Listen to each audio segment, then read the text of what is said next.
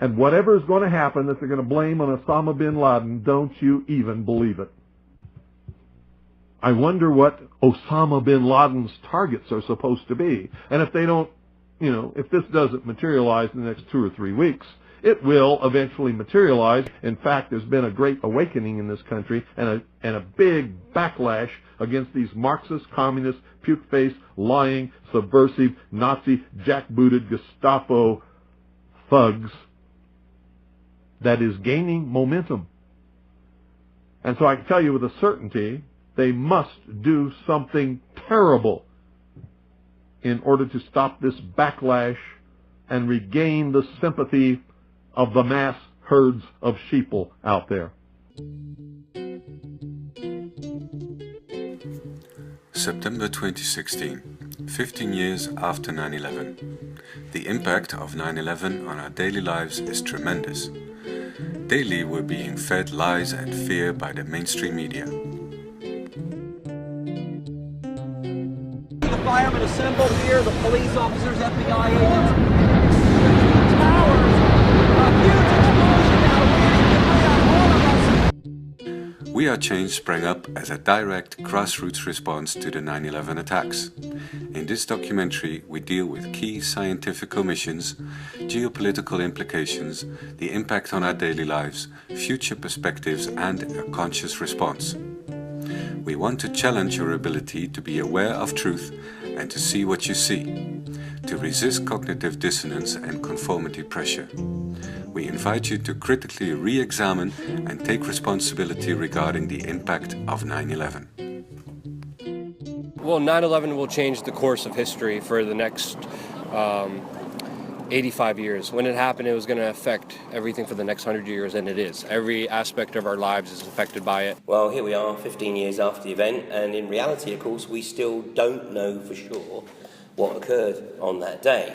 If I tell the official story to my children, they're like, come on, Dad.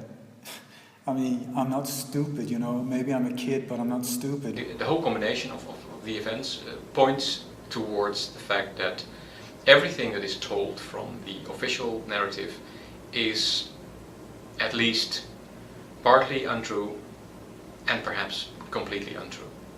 We were lied to en masse, the American people all around the world, people here in the Netherlands. The people who wake up to that reality can't keep silent about it. They have to talk to somebody. And you are fed with lies. Those lies are flowing into your blood. You have been prepared for them. For truth, you have not been prepared. It takes time, first of all, to realize that this is the most important event in our lifetime. It was a mass act of trauma-based mind control. This had such an impact on the human psyche that it has not recovered from and has more implications, I think, than people realize. The war on terror was launched by the US against Al-Qaeda, and media basically put that version of events forwards. Either you're with us, either you love freedom and with nations which embrace freedom, or you're with the enemy. This is a memo that describes how we're going to take out 7 countries in 5 years, starting with Iraq and then Syria, Lebanon, Libya, Somalia, Sudan, and finishing off Iran. We're seeing a blatant removal of any respect for the people at all, and the governments have been quite blasé about it. They've been quite in your face about it, and it's gotten to the point now where virtually anything that questions government is being used as extremism and seen as extremism, and this is all riding off the back of the 9/11 attacks. And from your very beginning, you are not made for responsibility. That is the strategy of the society. They don't talk about freedom. They want you to have freedom, but you are not made for responsibilities.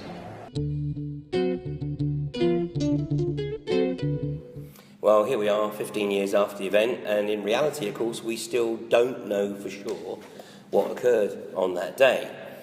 When you, with an open mind, look at the evidence, there's just no way the official story makes any sense whatsoever on any level or any point. Well, it was obviously a staged attack. There's no debate about that. It was probably one of the most significant events of modern history. We do know what didn't occur, but I would still maintain that anybody who has an attachment to a particular hypothesis is sadly constrained by their dogma. You know, we don't know. There are certainly many plausible hypotheses, but like I said, I think the reality is that we can be fairly certain that we know what didn't occur, and certainly what didn't occur was that it was not 19 young Arab Muslim perpetrators, and there was something else at work here. What are the aspects of the official story that don't add up? We met with two members of the scientific community who are speaking out. Yes, I'm Niels Harrit, thank you. I'm 70 years old, and I have served as a scientist and a researcher and a teacher at the University of Copenhagen since 1970. Of course, I'm an engineer, so the first time that I came into contact with the conspiracy of 9/11 was in 2006, when I visited the website Hunt the Boeing, that described that there is possibly not a Boeing 757 involved in the attack on the Pentagon. I didn't know that at that time, but everything that they said made sense to me, and so since then I'm looking at the events of 9/11 from the perspective of an engineer.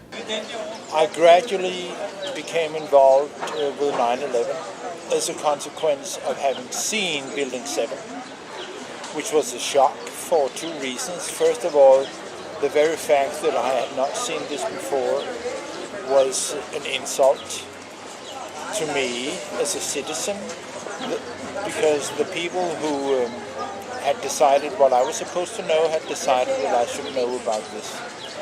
And the other thing was purely professional. I couldn't understand why this building just was collapsing like that. Nou, het allerbelangrijkste is denk ik toch dat we kijken naar de technische aspecten van 9/11. En dan praat je met name over het instorten van de Twin Towers. Dat is niet alleen WTC 1 en 2, die kennen we allemaal. Maar ook, en dat weten de meeste mensen niet, een ander groot gebouw. Die is aan het einde van de middag van die dag ook ingestort. Het is een gebouw van 190 meter hoog. Dat hebben we in Nederland nergens. Maar dat viel dus eigenlijk niet op, maar dat is gewoon in 6 seconden ingestort. Nou, daarvan hebben heel veel wetenschappers gezegd, dat kan gewoon niet. Dus dat is controlled demolition met behulp van explosieven. If you dare to see what you see, in particular if you have just seen Building 7, the third skyscraper, coming down 20 minutes past 5 in the afternoon. In 2013, we took to the streets of Rotterdam to see if people had heard about the collapse of World Trade Center Building 7. Meanwhile in Holland, we are here to speak in Rotterdam with some people, and it's about 9/11. On the day the Twin Towers collapsed, and then hours after, this building, Building 7, this happened on that same day. Okay. But you never heard about it? No. No? I heard about it, but I'm not sure what the building was called. I don't know, nothing about Building 7. No? No. No, never. Yeah, no, but not it's first time. I heard about it, but of course, mainly the news was about the Twin Towers. So, but I knew that a couple of other buildings had collapsed as well. No. No, you didn't know? No, I haven't. No, that's new to me. No. Now when I turn it around, you can see how the building fell. And this was a building that no plane went into. So, wait, we have you got the Twin Towers were here and there, am I right? Mm-hmm. This are the Twin Towers, so then this would be the building that fell down afterwards. You can see it again. This was Building 7. Yeah. But yeah, I could see the picture, but still I didn't get any information about any other tower that fell, except that some other plane, of course, flew into the Pentagon, if I'm right. Mm-hmm. But this information is totally new to me. if you dare to see what you see, in particular if you have just seen Building 7. The third building in the World Trade Center complex completely collapsed that day, and it wasn't even struck by an airplane. Described as being damaged in the attack, which started fires on several floors, the 47-story steel-framed federal office building known as World Trade Center 7 collapsed in 6.5 seconds at 5:20 p.m., more than 7 hours after the second Trade Center tower fell. If you have seen that just once, the trap snaps. There is no way back if you have seen Building 7. And the official narrative of the collapses of the Twin Towers is it was a gravity-only collapse. It was gravity doing the work. The gravity moves vertical. So if you have seen, as billions of other people have seen, the girders being thrown out and out eventually, it means that it cannot be a gravity-only collapse. We are talking about Newton's first law here. That's it. All you can say is the official narrative is violating Newton's and the laws of Galileo Galilei. That's how deep we go here. We are talking about the fundamental basic principles of science. The official narrative is violating Newton. It's the NIST report about the Twin Towers, 14,000 pages. It is a strategy which the American call tin rad. It means that they ain't never gonna read all that. It is exactly the same as the report on Building 7. It's a scientific fraud. But that is not the most remarkable thing about it. That's one thing. It's deceit, it's deception. But it does not cover the collapses. When you start reading the NIST report, you come to chapter 6, which is called the probable collapse sequence. And you start reading page 82 in the final report. Footnote number 30 on the bottom of this page is the most important footnote in modern history. You have to be trained and you have to read it more than once in order to appreciate that this is the mission of the NIST scientists, that they know that they are not covering the collapses. And I laughed all out loud when I, as a scientist, read this for the first time, because I considered it, a hidden message from my colleagues in NIST to all the other scientists in the world when they say, well, we know this is rubbish, but we got bills to pay, okay? And it is 6 lines. Read it 2, 3, eventually 4 times. You have to do that to realize the message here. But it is that the NIST report does not cover the collapses. There is no official technical account of the Twin Towers collapses. At this point, we can summarize the evidence for a gravitational collapse and compare it with the one for controlled demolitions. The official explanation for the initial collapse, or sagging trusses theory, is fundamentally flawed for at least 3 reasons. There is no evidence that the fireproofing was widely dislodged from the steel trusses, no evidence for temperatures high enough to seriously weaken the steel, and no valid explanation on how the trusses could have pulled and broken the external structure on their own. At the same time, the initial collapse is fully compatible with a controlled demolition. The official explanation for the total collapse of the Twin Towers does not exist, nor was a scientific calculation ever attempted by NIST, as they have repeatedly acknowledged. At the same time, the full collapse of the buildings is fully compatible with a controlled demolition. The vertical acceleration of the upper sections to near free-fall speed makes it impossible to explain the collapses by gravitation only, without violating at least 2 fundamental laws of physics. At the same time, the near free-fall acceleration achieved by the collapsing towers is fully compatible with a controlled demolition.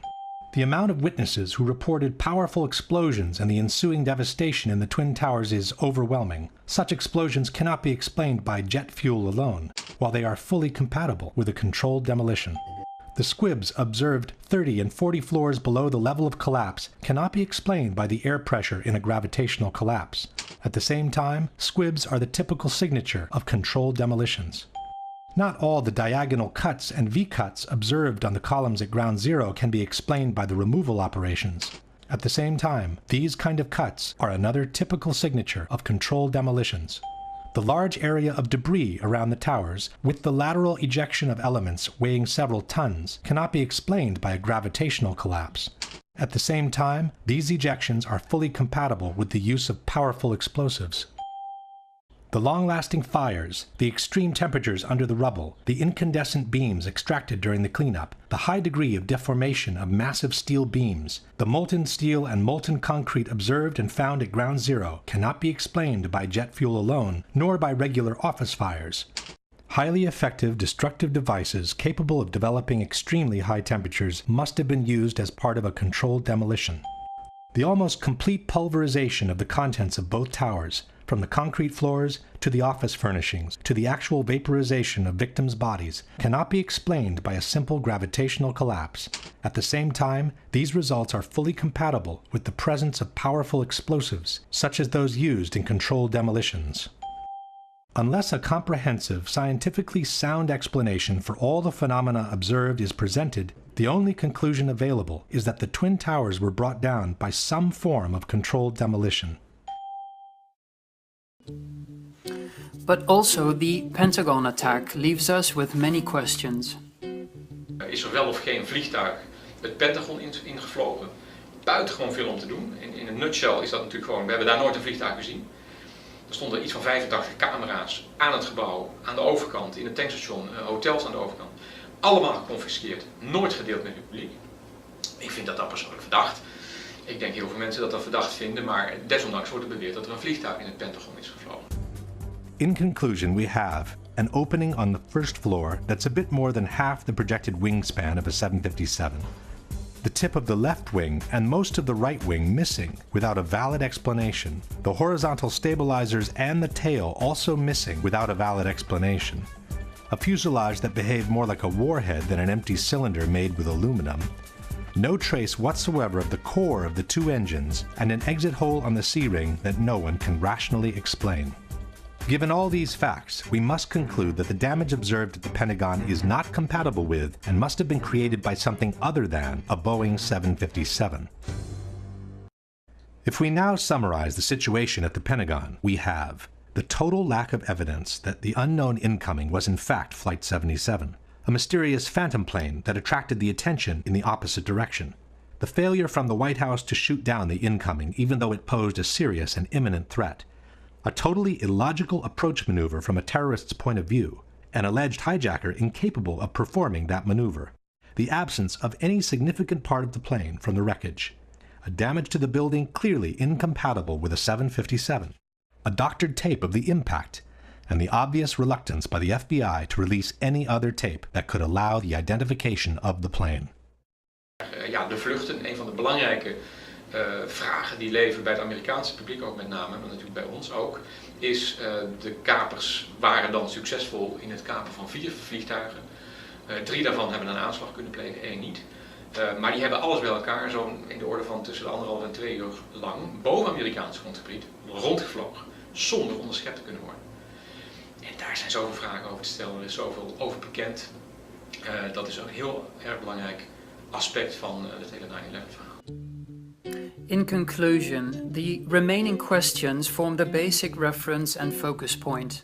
As such, they provide enough incentive to act upon. Arguing over different hypotheses should not dominate this issue and our individual and collective response. As a scientist, and because the society, the government here in Denmark, paid my education many years ago, and they have paid my salary at the university for 40 years, it was payback time for me.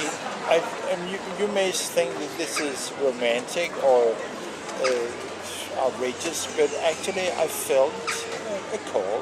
You may say this is time for me now to pay back. Ja, in-house is men er heel sceptisch over, terwijl ik dacht van ja, dit is een discussie op inhoud en die moeten we ook op inhoud voeren. Wij begrijpen als ingenieurs zeg maar waarom gebouwen instorten, wat er met vliegtuigen kan gebeuren enzovoorts. En ja, dan denk ik jongens, we zijn universiteit, we zijn ook wel verplicht, noblesse oblige, om de zaken ook wel in alle eerlijkheid te benoemen. Willen wij er een betere wereld van maken? Truth has its own world, but consists of very few courageous people who can stand against the whole mass. It is difficult. It is risking your comfort. It is risking your life. It is risking your respectability. It is risking everything. Having a perspective which deviates from the mainstream automatically means having to deal with conformity principles and cognitive dissonance. Your task is a very simple one. You're to look at the line on the left and determine which of the three lines on the right is equal to it in length. All right, we'll proceed in this order. You'll give your answer. Only one of the people in the group is a real subject, the fifth person with the white t-shirt. The others are confederates of the experimenter and have been told to give wrong answers on some of the trials. The experiment begins uneventfully as subjects give their judgments. 2, 2, 2, 2, 2, 3, 3, 3, 3. But on the third trial, something happens. 2, 2, 2, 2, 2. The subject denies the evidence of his own eyes and yields to group influence. Ash found subjects went along with the group on 37% of the critical trials. Ash's experiment is a classic. It reveals how people will deny what they see and submit to group pressure.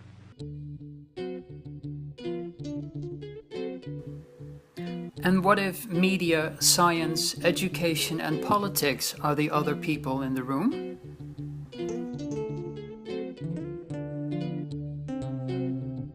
Since the late 19th century, science has been conducted under the aspect of a belief system or worldview, which is essentially that of materialism, philosophical materialism. This is the default worldview which is held by almost all educated people all over the world. It's the basis of the educational system, the National Health Service, the Medical Research Council, governments, and it's just the default worldview of educated people.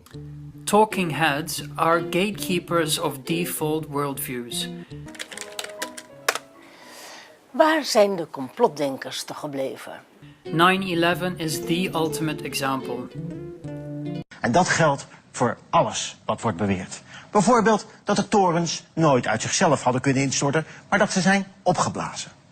Ja, dat instorten van die gebouwen was onverwacht, maar dat komt vaker voor. En dan nog veel bizarder.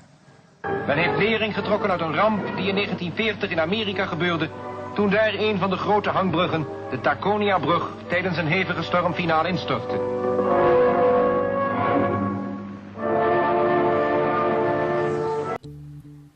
However, we did ask them for their perspective. Hallo. Hoi, ik zag je zitten. Ik ben bezig met een documentaire over 15 jaar na 9/11. En toen dacht ik, je hebt daarin de leugen geregeerd. Heb je daar wel eens iets over gezegd, volgens mij? Zou je misschien willen meewerken?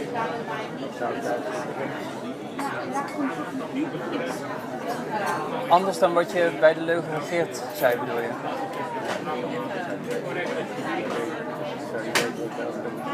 Oké, dus je hebt geen interesse om daar aan mee te werken? Nee, ik weet niet wat je wil weten. Mail mee. Ja? Ja, mail me maar. Yet, when inviting them to comment outside of their mainstream safe space, they all of a sudden experience comprehension difficulties, seem to lack inspiration to twist and turn their way out of this one, or lack time, motivation and are suddenly dumbfounded on the subject. And members of the Dutch Skeptics Association suffered a rare yet collective tongue loss condition this summer, while normally never wasting an opportunity to ridicule those with a mind of their own.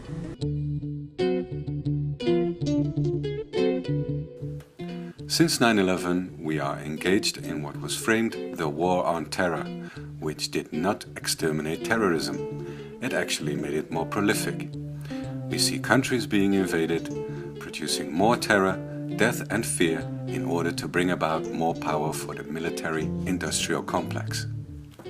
The script was fairly clearly spelled out in the Project for New American Centuries document, the PNAC document, published in September of 2000, titled Rebuilding America's Defenses, where it was very clear that the American agenda for global hegemony had almost stalled. And this was actually paraphrasing the work of Zbigniew Brzezinski, because he made pretty much the same claim in the Grand Chessboard, which he'd written or published in 1997, where he stated that the American public would not support a governmental agenda of aggression to achieve global hegemony unless there was some catastrophic event which then triggered their support. And of course this was almost repeated verbatim in the PNAC document, which said that basically it needed a new Pearl Harbor to be able to get the American public on board. And then of course George W. Bush famously said on the evening of 9/11, today, or wrote in his diary, I think, today we got our new Pearl Harbor. About 10 days after 9/11, I went through the Pentagon and I saw Secretary Rumsfeld and Deputy Secretary Wolfowitz. I went downstairs just to say hello to some of the people on the Joint Staff who used to work for me, and one of the generals called me and he said, "Sir, you got to come in. You got to come in and talk to me a second." I said, "Well, you're too busy." He said, "No." He says, "We've made the decision. We're going to war with Iraq." This was on or about the 20th of September. I said, "We're going to war with Iraq. Why?" He said, "I don't know." I said, "Well, did they find some information connecting Saddam to Al-Qaeda?" He said, No. He says, "There's nothing new that way. They just made the decision to go to war with Iraq." Well, I came back to see him a few weeks later, and by that time we were bombing in Afghanistan. I said, "Are we still going to war with Iraq?" And he said, "Oh, it's worse than that." He said, he reached over on his desk, he picked up a piece of paper, and he said, I just got this down from upstairs," meaning the Secretary of Defense's office, today, and he said, "This is a memo that describes how we're going to take out 7 countries in 5 years, starting with Iraq and then Syria, Lebanon, Libya, Somalia, Sudan, and finishing off Iran."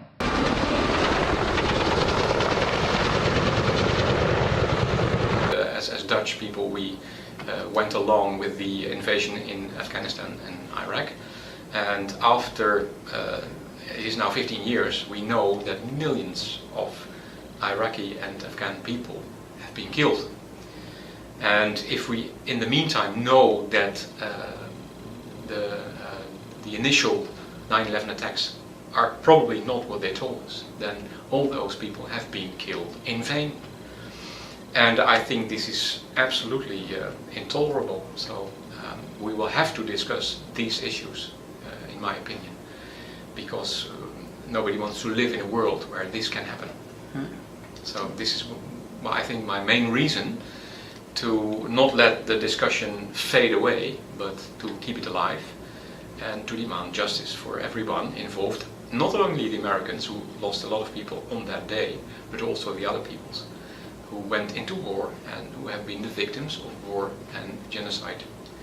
And I think we owe it to them that this truth comes to the surface.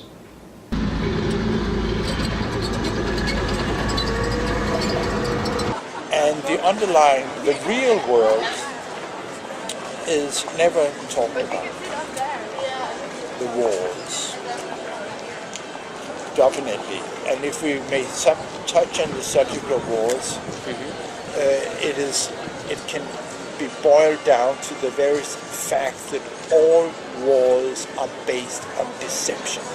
And that we will in fact find weapons or evidence of weapons programs that are conclusive. I don't think we'll discover anything myself. It appears that there were not weapons of mass destruction there. You said you knew where they were. I did not. We know where they are. They're in the area around Tikrit and Baghdad and east, west, south, and north. The colossal lies they simply cannot fathom.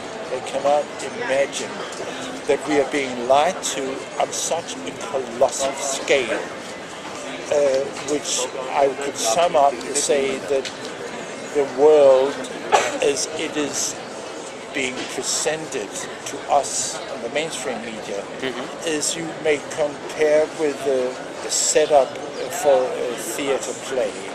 Got the war on terror and ISIS, then all of these, even Nice the other day, was used as a reason. So all of these, if you like, events have been used as reasons and to greater or less extent excuses for initiating, for starting wars. And of course the weapons of mass destruction, as proven by the Chilcot inquiry, was completely false, was entirely false. I mean, we were lied to. Blair and Bush had decided to go to war.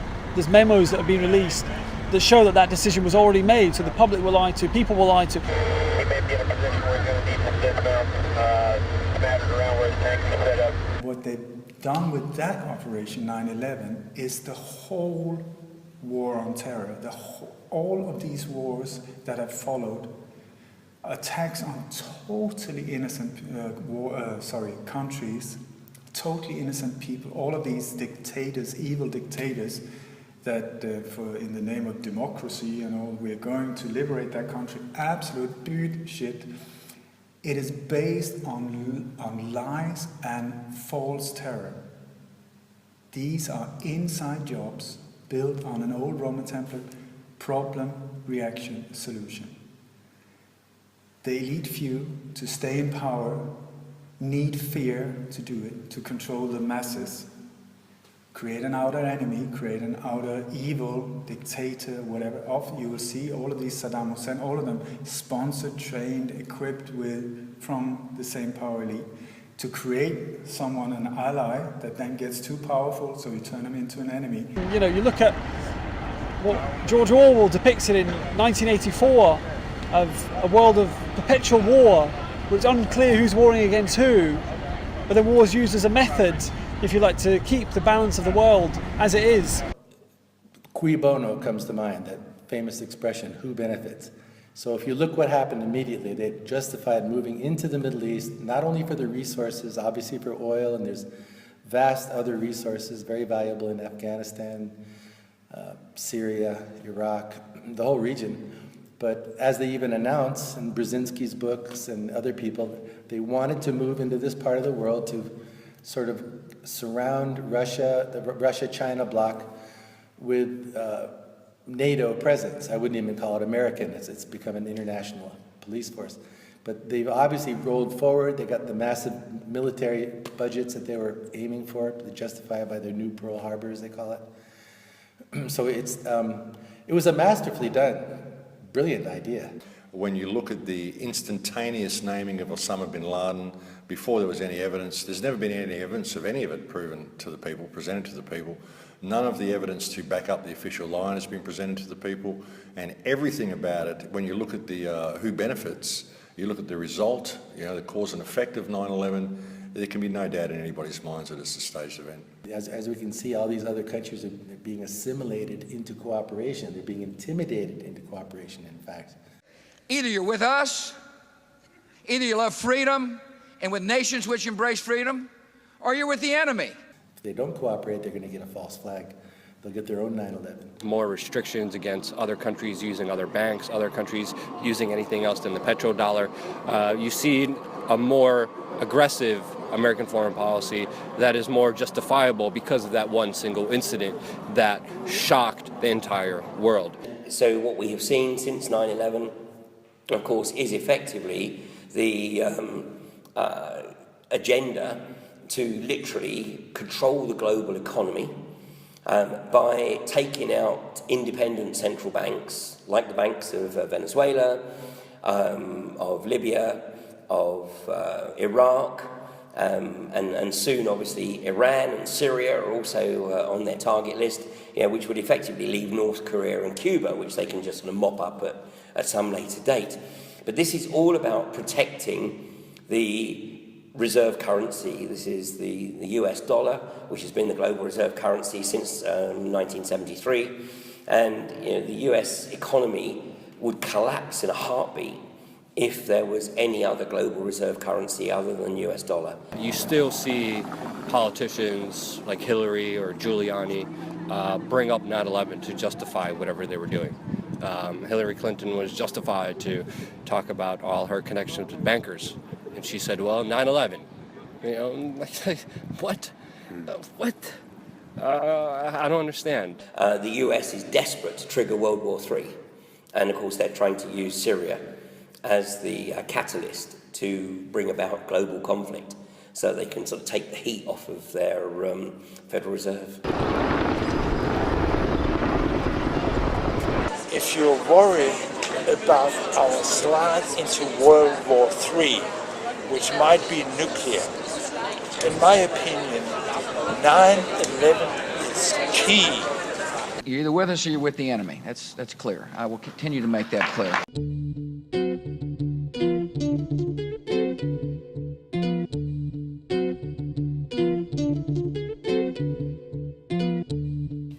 Fear is the main component of terror. Making people think the only choice is fear makes it so much easier to manipulate people into condoning future wars. Tonight, our new NBC News Wall Street Journal poll reveals nearly half of Americans think we are less safe than we were before 9/11. That's the highest since we started asking this question back in 2002. In one sense, in a state of order, because we look around and we see as well in Rotterdam, structure and civilization, but in another sense, there's this post-apocalyptic sense entirely bubbling under, this fear, if you like, that's been created. So we have these huge words that are put out, terms such as terror, that are then used for governments, for geopolitical reasons, to, if you like, maintain a world order. But most people, as I say, will go about their business, and on a day like today, it doesn't seem like it will directly affect them. But of course, these are used by governments, and these are used by people in positions of power to perpetuate regimes and situations and systems. And so 9/11 was, you could call, the original example in modern times. Ik heb angst dat er misschien wel een oorlog kan komen, want daar wijst het wel op. Oorlog met het zuiden en oorlog met het oosten. Oekraïne, associatieverdrag. Ik denk dat dat het probleem is. Dat er oorlog komt. Oorlog? Ja. Oorlog met wie? IS of zo. ISIS already here? Yes, we believe ISIS is already here. Als je het journaal ziet, het is het constant herhalen van die vluchtelingen en noem maar op. Dat geeft gewoon angst bij mensen. En mensen voelen zich bedreigd. Die hele journalistiek vind ik totaal fout. Kijk, de media is sowieso grotendeels beïnvloed door overheden en bepalen wat wij zien en wat wij niet zien. He said, I don't really remember 9/11, Dad. Like, he was about 5 when it happened. And so you've got this sort of sunk into me then when he told me that, and I realised that our children don't remember a post-9/11 world. And that's a very dangerous situation to be in. They don't remember what it's like to be free. They don't remember what it's like to have rights that actually worked and to have a situation where you can actually question the government. Ja, het is heel ironisch, want we roepen de hele tijd onze westerse vrijheden, onze waarden en normen. Nou, dat onderschrijf ik. Ik wil een zo vrij mogelijk land. Wat mij betreft mag het nog vrijer dan wat we nu hebben. Maar tegelijkertijd ga je dus op basis van deze problematiek die vrijheid weggooien terwijl je vrijheid roept. Het is gewoon een rare manier van redeneren, vind ik.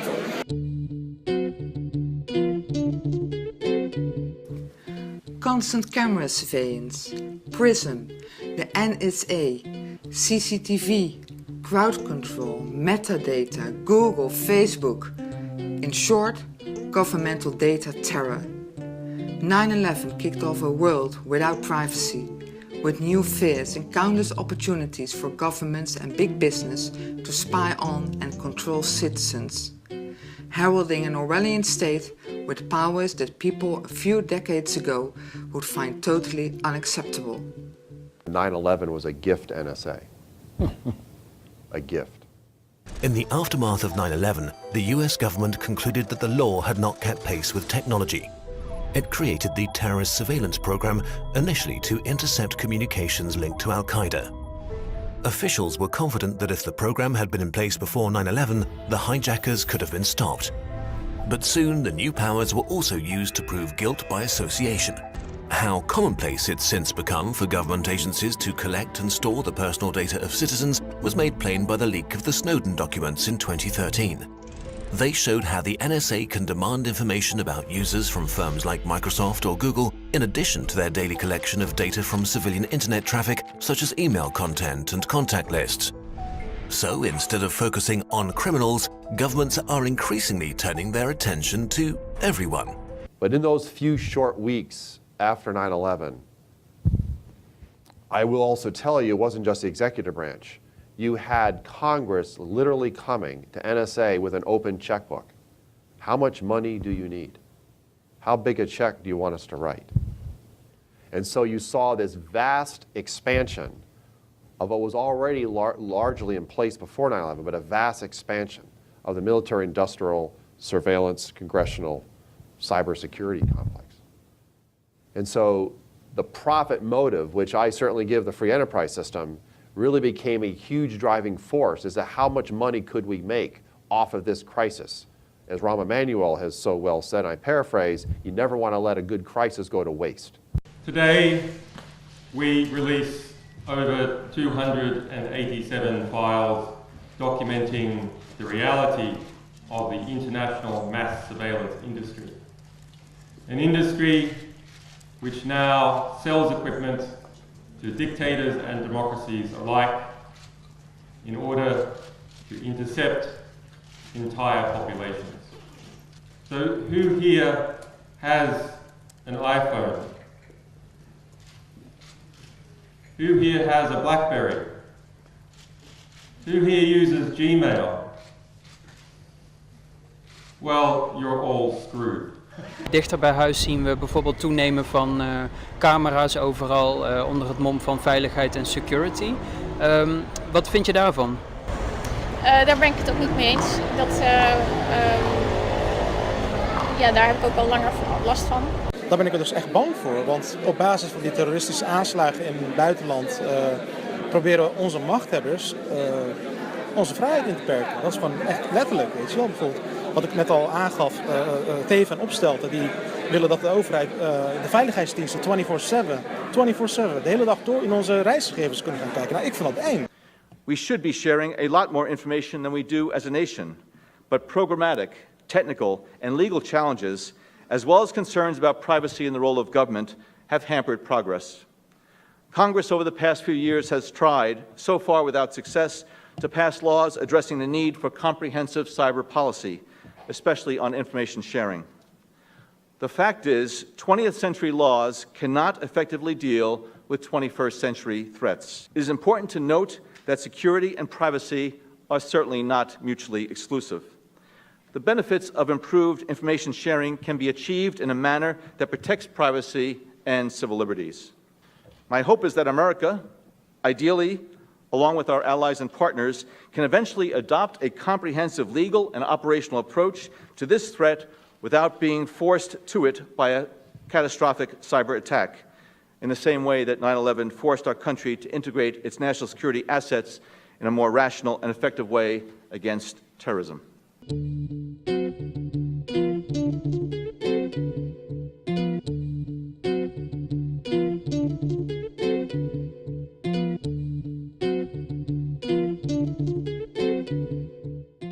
The keeping of records about airline passengers flying to the US and, in addition, the obligation for everyone to submit biometric passports are supposed to help fight terrorism.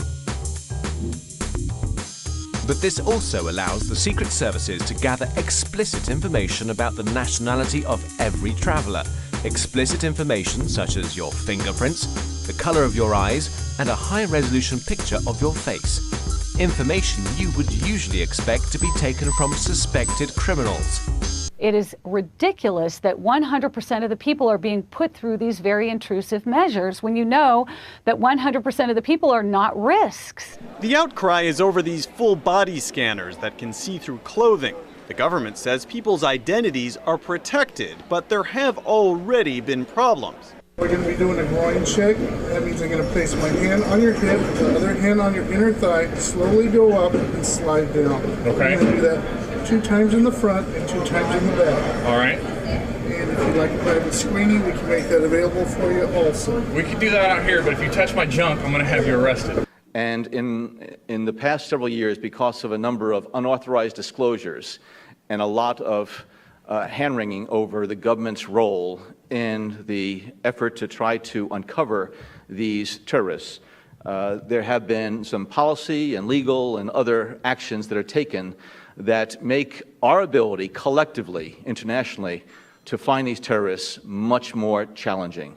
Our Western societies claim to be liberal democracies, but our leaders try to enforce more and more repressive laws and instrumentalize the public fear of terror to justify them. For anti-Islam movements, 9/11 was proof that Islam is an aggressive political ideology. The refugee crisis, increasing terrorist attacks and failed integration policies further supported polarization. The differences between race, religion and culture were emphasized, all under the ancient tactic of divide and rule, splitting society in two. After the 9/11 attacks, many people had a lot of resentment towards Muslims, some of which was ridiculously exaggerated. Following the attacks, there was a 1,600% increase in hate crimes against Muslim Americans, raising it from the second least reported hate crime to the second highest. Over the course of a year, more than 1,700 cases of discrimination against Arab Americans, Muslim Americans, and South Asian Americans were reported. Time to repent. Mohammed was a pedophile. Mohammed, cursed be his name, married a 7-year-old girl.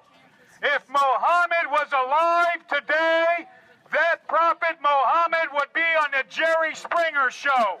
Or whether you're a Muslim or a Christian, or whether you're male or female, or whether you're all these polarizations between different groups, I call them horizontal conflicts.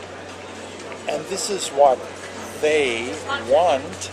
They want people to fight within nationalities, within ethnic groups, within religious groups, within sport fans of different football clubs, whatever. These are all digressions or derailment, because the real conflict are not between us horizontally, the real conflict is between top and bottom. Atmosphere, the V sign for victory being displayed in East Jerusalem today among jubilant Palestinians that the United States had been subject to this attack. We're here opposing the mosque. It's insensitive. We should be sensitive to Muslims. They need to be sensitive to the people who were murdered right here at this very site.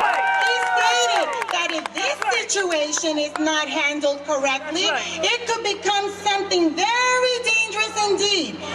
Does that sound like tolerance to you? It actually sounds more like a threat. Deze dreigbrief kregen tientallen moskeeën 2 weken geleden en dat hakt erin bij de moslimgemeenschap. Hier bij de Imam Malik moskee in Leiden kregen ze er ook in. Bij de moskeebezoekers zit de schrik er nog steeds in. Misschien gaat de brand ons geen probleem. We have countries right now like the United States, like Turkey, like Saudi Arabia, like Qatar, like Israel financing rebels or radical Islamic terrorists to topple governments that the United States does not agree with in the Middle East, like in Libya and like in, of course, Syria that's happening right now. So we're seeing that geopolitical landscape unfold in front of us, and all the documents and all the proof and all the evidence is showing these Western powers and their allies are financing radical Islamic terrorists, ISIS, al-Nusra, and a lot of other horrible organizations that are committing horrible human rights violations and crimes against innocent people all over Syria, causing this migration crisis, which again is dividing and conquering Europe, dividing and conquering the United States, having people fight amongst each other, while the elites who perpetrated everything are sitting on top, looking down and saying, yep, we organized this very well. How will we look back at 9/11 in the future? Waging war on the minds of our children, who know nothing but a world of constant fear and terror. It's becoming more and more a problem for everyone because this elephant is still in the room, and more people are seeing it and asking, hey, what is this elephant doing here?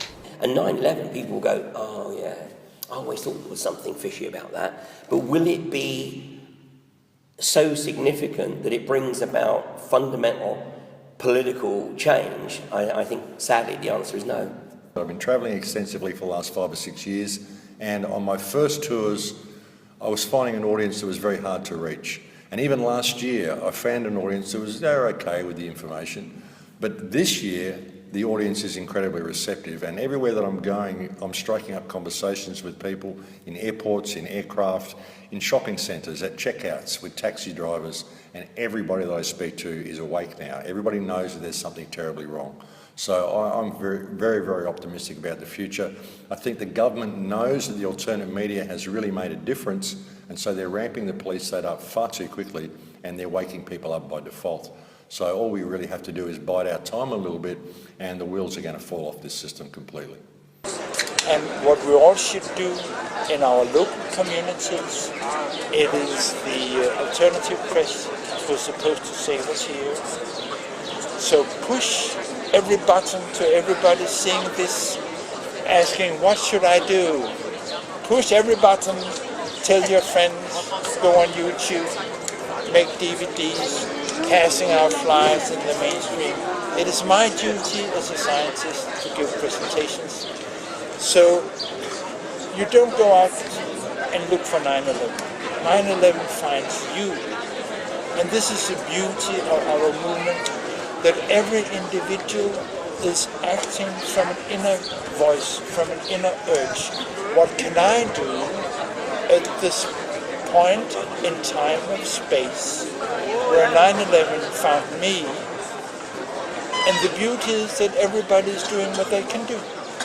They should read the books about it, they should look at documentaries, they should ask their elected members of parliament to speak out. They should address parliamentary people, also journalists get involved. So the movement will have to grow. The impact on the human psyche, it leaves it reeling in the back so that they can go ahead and do what they want to do, get it rolling before we even wake up to what really happened. And this is the way they work. But it's my conviction, this backfired. I know it woke up a lot of people. They pushed it too hard and too fast.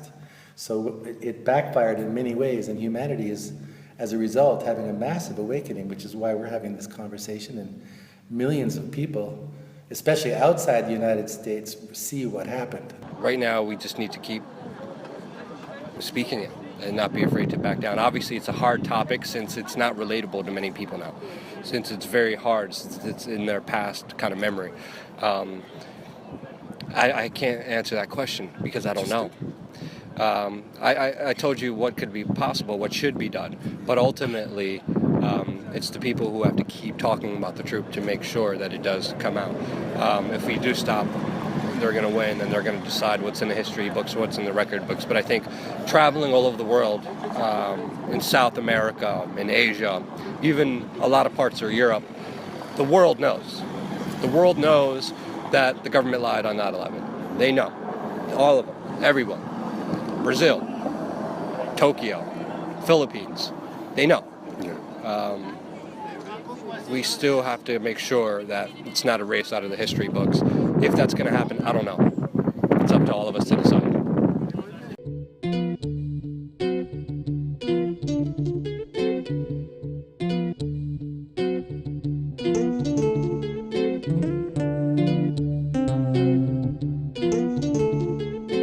You cannot invent truth.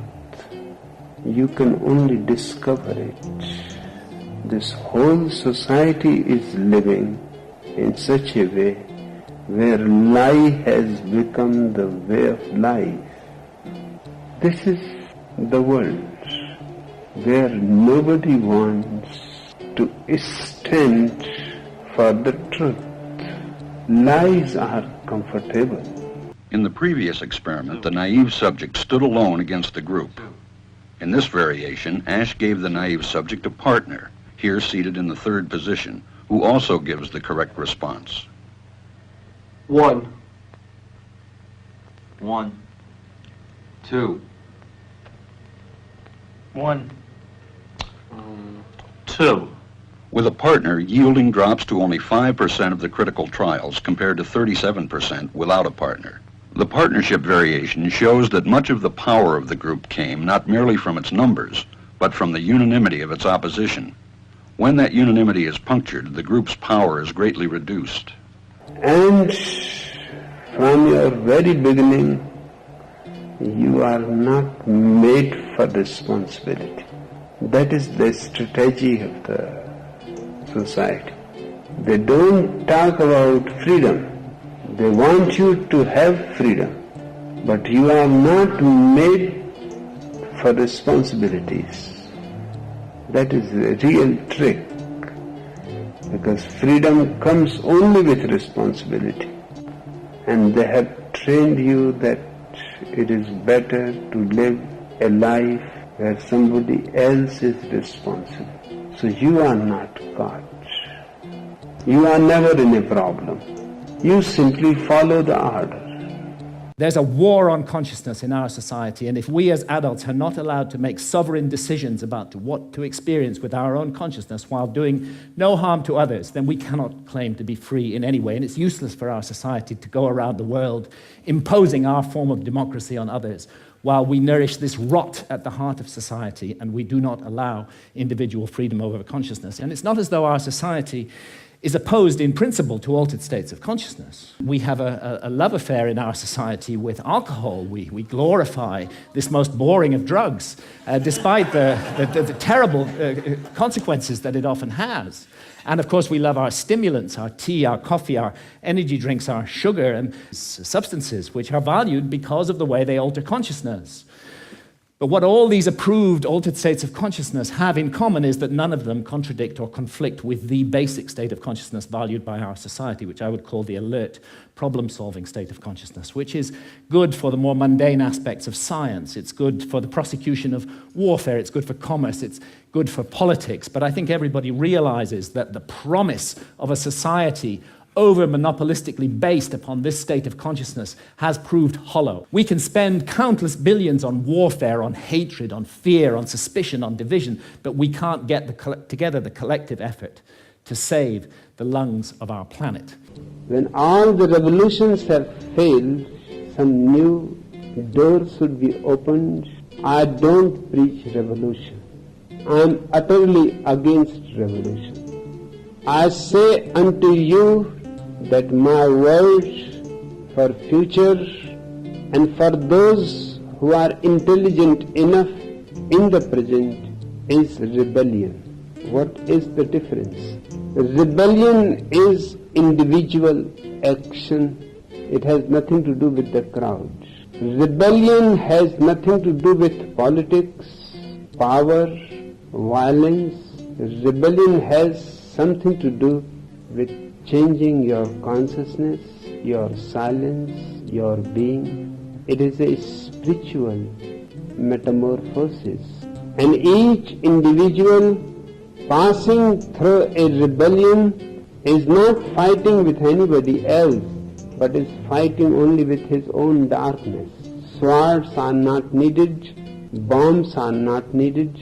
What is needed is more alertness, more meditativeness, more love, more prayerfulness, more gratitude.